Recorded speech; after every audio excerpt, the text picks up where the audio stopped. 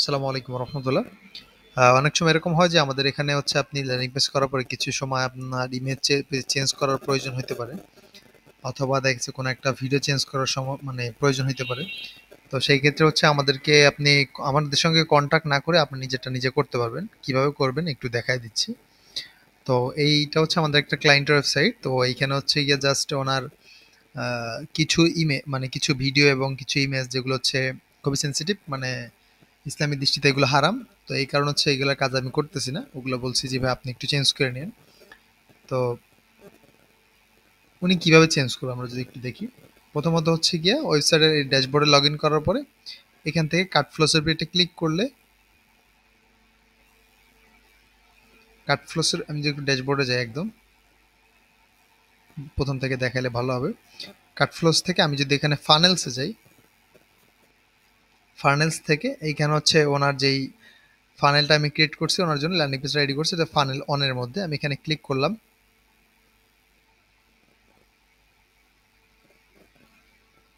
Click করার পরে এখানে এডিট স্টেপে ক্লিক করলাম।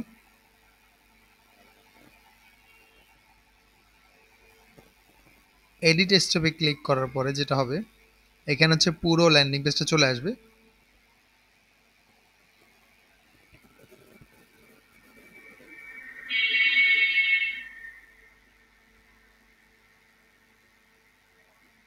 তো এইখানে হচ্ছে ভিডিওটা চেঞ্জ করতে হবে, এই ভিডিওটা।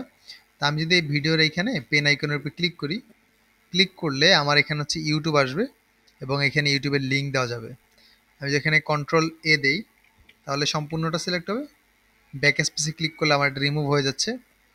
হ্যাঁ, আর আমি যদি চাই এখানে ছবি আমি মানে ভিডিও আমি আপলোড করব, সেক্ষেত্রে এখান থেকে ইউটিউবটা চেঞ্জ করে সেলফ হোস্টেড এখানে ক্লিক করে জাস্ট এখানে ভিডিওটা ছিল না, এরকম থাকবে, ব্ল্যাঙ্ক থাক ব্ল্যাঙ্ক থাকবে আর কি।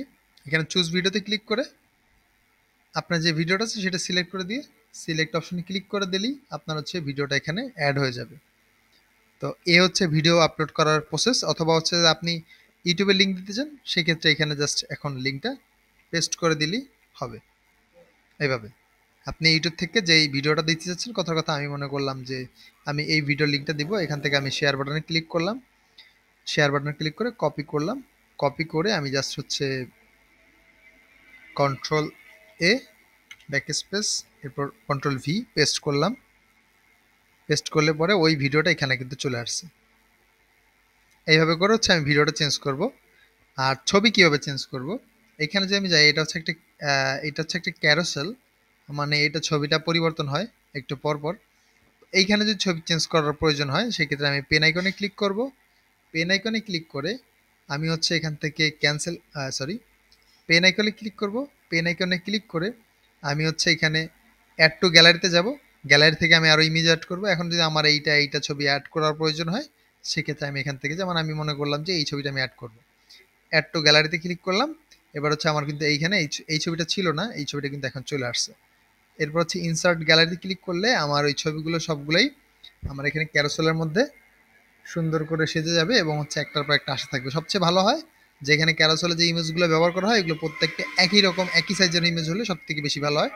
নয়তো বা একটা ছোট একটা বড় হলে যা হয় এরকম হয় অবস্থা। এটা আমি একটু নিচের দিকে যাই, এইখানে হচ্ছে ইমেজ চেঞ্জ করার ক্ষেত্রে একই সিস্টেম। এখানে হচ্ছে আমি কথার কথা আমি এখানে ইমেজটা চেঞ্জ করব। পেন আইকনে ক্লিক করলাম, এখান থেকে আমি এটা মনে করি ইমেজটা নাই, এখানে চুজ অপশন আসবে, চুজ ইমেজ ক্লিক করলাম। এরপর হচ্ছে আমি এখান থেকে আমি একটা ইমেজ দিব, এই ইমেজটা দিলাম। এরপর সেট ইমেজ, আমার ইমেজটা এখানে সেট হয়ে গেছে। সেম ভাবে আমি যদি অন্য অন্য ইমেজগুলো পরিবর্তন করতে চাই, একইভাবে আমি পরিবর্তন করতে পারবো।